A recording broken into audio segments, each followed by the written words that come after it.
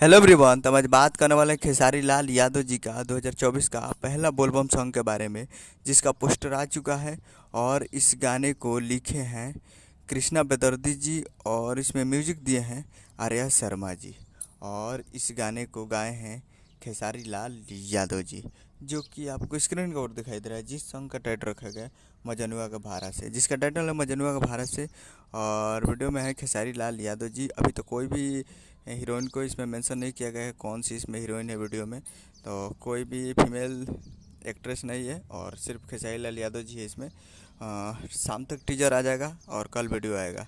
शाम तक अगर टीजर नहीं आता तो कल इसका फुल वीडियो आ जाएगा, तो आप लोग तैयार रहिएगा। और बहुत ही बेहतरीन सॉन्ग है ये। और कृष्णा बेदर्दी जो भी गाना लिखते हैं, पहला तो 2024 हो 23 हो जो भी साल हो, पहला एल्बम कृष्णा बेदर्दी जी का ही आता है। तो बहुत ही ज़बरदस्त और तगड़ा गाना आता है। तो आप लोग तैयार रहिएगा। Khesari music world present Bhojpuri YouTube channel पे कल सुबह में आ भी सकता है।